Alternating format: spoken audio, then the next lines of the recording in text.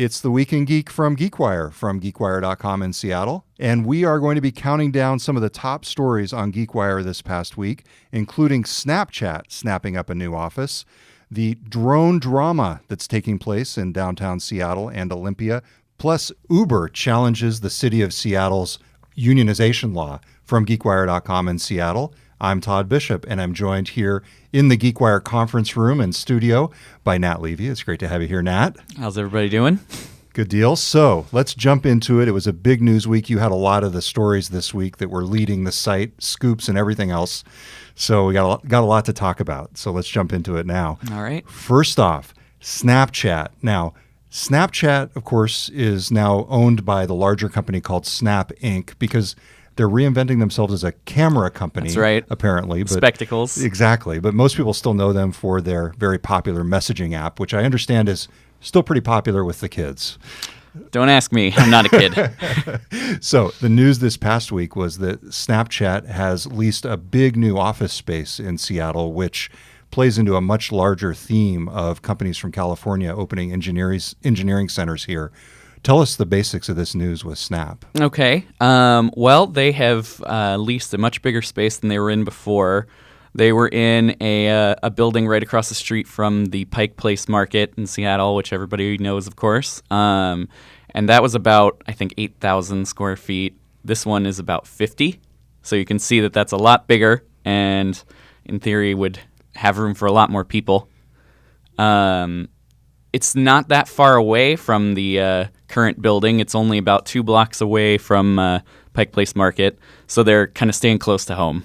This is interesting because unlike many other companies which use their larger spaces to try and drum up publicity and be able to hire more engineers, because it's a very difficult market for hiring right now, Snapchat is just completely under the radar, which I guess is appropriate for a company that built its business on the idea of disappearing messages, for them to be totally stealthy about it. Were you able to get them to say anything about this new office? No, not really. They did not want to talk about it, just like they tend to be pretty closed-lipped about most things. The spectacles, obviously, the camera recording glasses came out kind of out of nowhere almost. Yep. And that obviously drove a lot of people to want to get their hands on them. So that secrecy has worked for them in the past. But, you know, they're getting ready to go public. Yes. Later this year. Potentially as early as March. Yeah. Right? And who knows if that level of secrecy is going to hold up when people are putting money behind them and want to know what the company's doing. So this is part of a much larger trend, as I mentioned, where these Silicon Valley and, in Snapchat's case, Southern California companies come up to Seattle, establish engineering centers, and not only establish engineering centers, but then grow that footprint over time. We've seen this with Google and Facebook recently as well, and you've covered those too. Yeah, that's right. There's kind of a playbook developing there where you come in and you just take a really minimal amount of space. I think in Facebook's case, it was 2010, and I think there was only 2 people. Maybe it was 5, I don't recall. But it was less than 10. And, today it might be even in a small co-working space, which I believe is where Snapchat started. Then you jump up to a small little office lease. Maybe you take 1 floor or even part of it. Then you jump up to a bigger space, which is what Snapchat did here, and Facebook did it a couple of years ago. I think it was the Marketplace Tower, somewhere by I-5. And then the Twin Toasters. That's right, the Toasters. Right. The Metropolitan Park Complex. Yeah.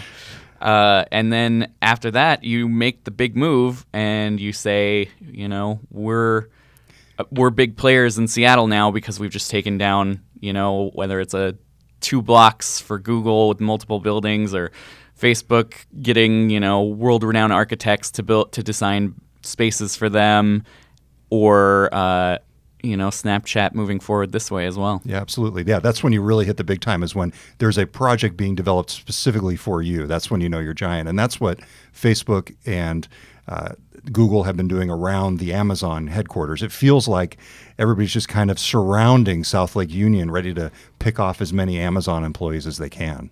Mm-hmm. Okay, so lots going on there. Then, just this past week, there was a sale of a building owned by Amazon. So tell us why this matters. What does this say about the tech industry, how it's fueling the real estate market, at least from a commercial perspective and a residential perspective, frankly, in the Seattle Right. region. Yeah. Well, there's a couple interesting numbers here. And this is getting real in the real estate nerd weeds. Let's hear it. Come on, hit us with it, Nat. We'll dive in. So if you want to change the channel now, don't do it.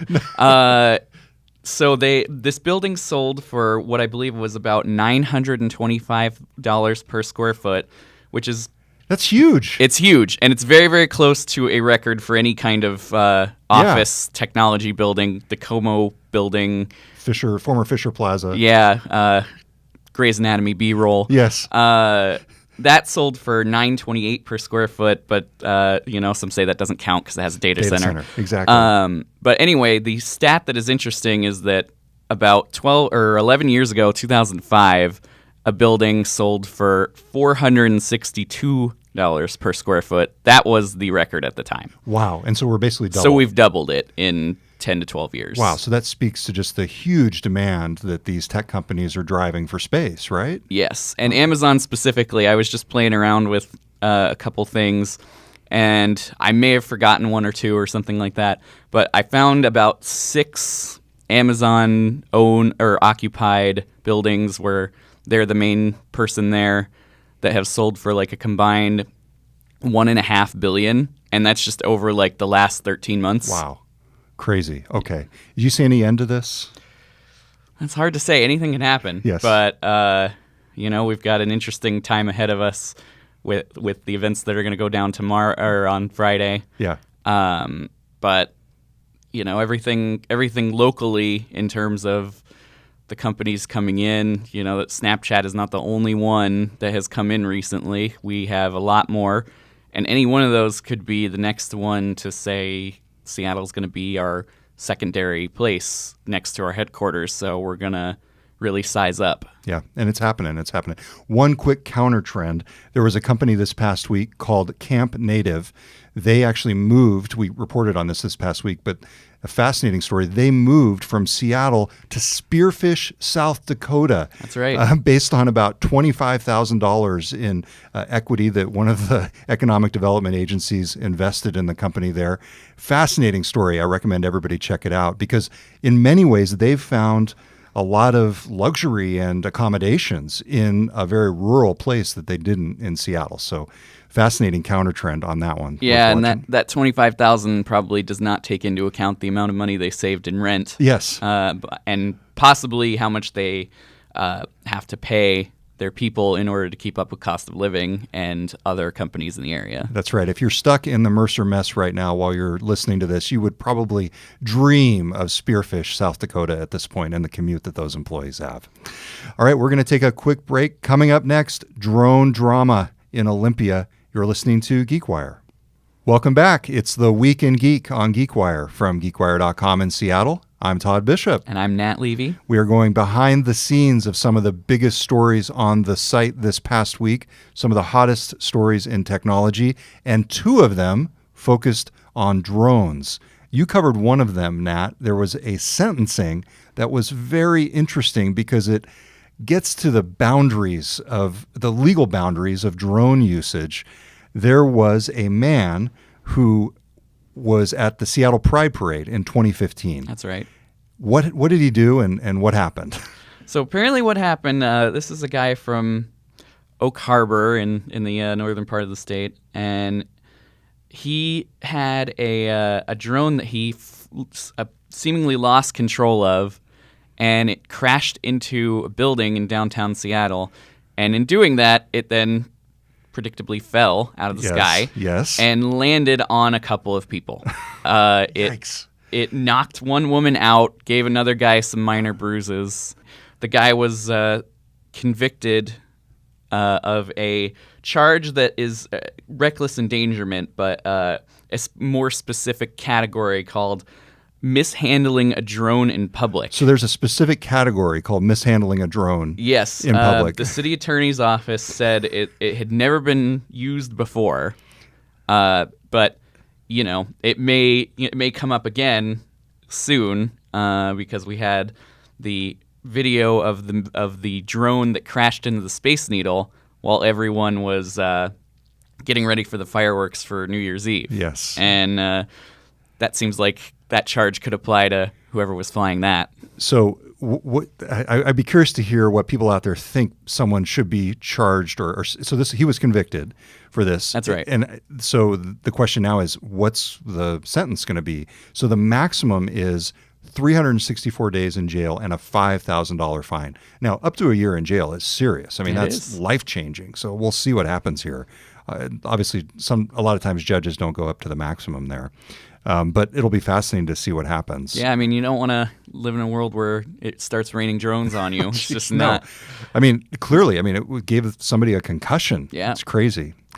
Okay, so the other drone news this past week, there is a bill in Olympia to protect orcas from drones. Because apparently, based on some of the scientific research, it turns out that when drones get really close to orcas, killer whales, it causes all sorts of disturbances for them. It's not quite as bad as like a helicopter or something like that, but there is a state legislator who is pushing to include drones among the vehicles, the aerial vehicles that cannot get within 200 yards of the Puget Sound orca population. Yeah, it's interesting how these are being handled legally because there's so many different situations. Yep. There's, what do you do with them in an urban environment where there's a lot of people around? What do you do with them, in a rural environment where people feel maybe like their space is being invaded because, someone's flying a drone around for photography and ends up taking a bunch of pictures of their property,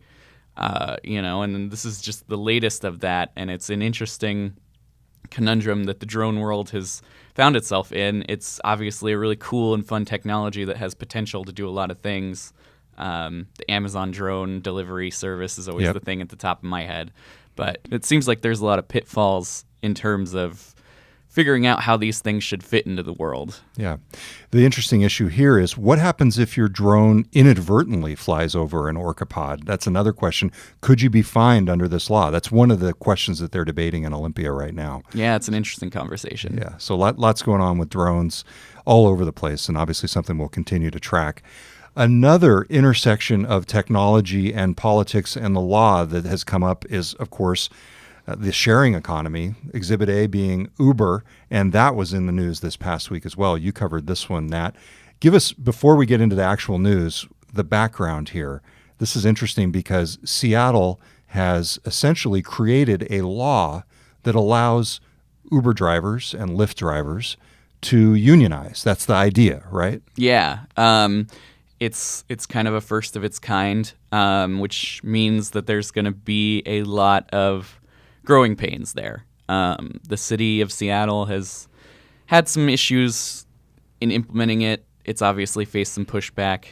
Basically what it does is it allows the drivers to decide if they want to bargain collectively or unionize and fight for things like, better pay and benefits, just various working conditions. And that has obviously not sat well with some of the companies.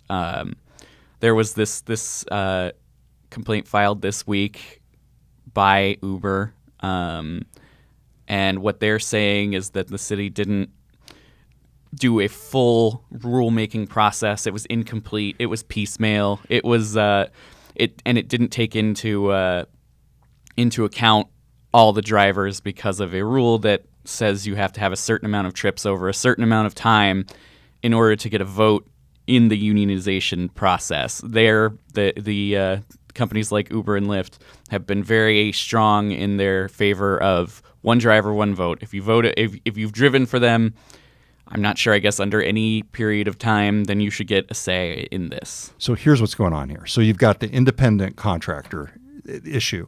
These are technically independent contractors. They're not employees of Uber and Lyft. And they want to unionize. The city is enabling that, essentially. Some of them want to unionize. Yeah, it's very divided amongst the drivers. So what Uber and Lyft are doing here in challenging it is saying they want the entire population to drive. As you're saying, they want the entire population of drivers to be able to vote, as you're saying. That is their position. That's what they favor. And it seems like the reason they would want to do that is because then the chances of the union ultimately being voted down would be higher. Doesn't that seem to be what's going on here? I mean, in theory, that could be possible, and in theory, the company could have some influence over certain drivers, possibly. But there seems to be kind of a split between the part-time and the full-time drivers.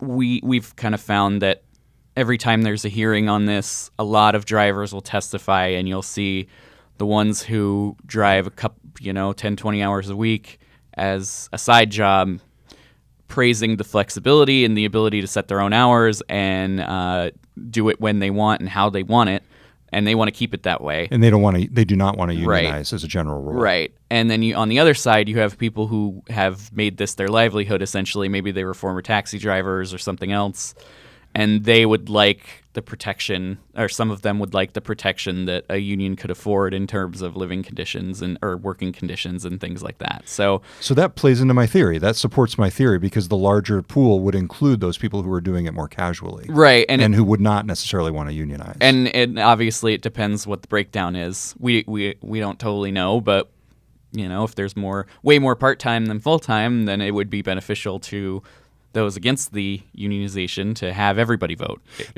And the U.S. Chamber of Commerce also waded into this at one point, and they sued the city to block this. Yes, and it was on behalf of Uber and one of our local taxi companies also. So that's sort of in limbo at this point, right? Well, the initial thing got dismissed, but it was kind of, at that point, we all knew it was far from over and that these things were going to come back. And the main reason that it was thrown out was basically just because the law had not yet been implemented. So everything that they were fighting about was theoretical. Okay. And that the law was scheduled to go into effect this week. The same day actually that Uber filed its complaint. So going forward, it'll be interesting to see how the legal nature of this progresses now that everything is starting to go into motion. There's still a lot of things for the drivers and the people who want to represent the drivers that they have to do before any sort of unionization could even happen. But yeah, this year's going to be interesting for that. Okay, that's great. Well, you're listening to the Week in Geek on GeekWire, and before we conclude, we always like to talk about the top story of the week in terms of most read. Do you have a guess for what it was, Nat? Could be anything. Let's see. So it's about Amazon. Is it all the jobs that they want to do? Yes. Okay. Did you peek at my computer screen? I think you just did. A little bit.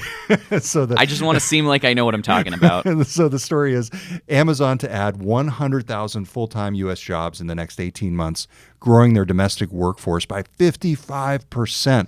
That's crazy. It's so crazy, in part because they're already over worldwide 300,000 people. They're at about 306,000 people as of last official count.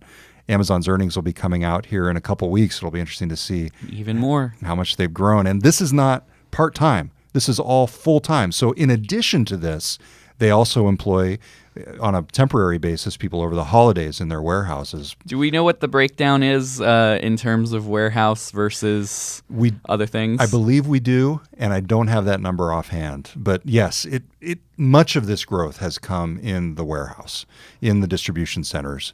Of course, tens of thousands of people work for Amazon here in Seattle as well. Right. So tons and tons of growth, and this is driving so much in the economy right now. So for them to come out and say that they're going to be adding 100,000 full-time U.S. jobs obviously plays into a lot of the issues with Donald Trump trying to keep jobs here. I mean, Ford is talking about a few thousand coming back from Mexico, essentially, and that makes headlines everywhere. Mm-hmm. And here Amazon is just, as a natural course of their business, just adding 100,000. Growing is what they do. All right. That's it for the Week in Geek. Until next time, I'm Todd Bishop. I'm here with Nat Levy, who had all these stories this week. Good work, Nat. Thank you. Thanks for being on. All right, until next time, I'm Todd Bishop. We'll talk to you on GeekWire. Thanks for listening, everybody, and for watching as well.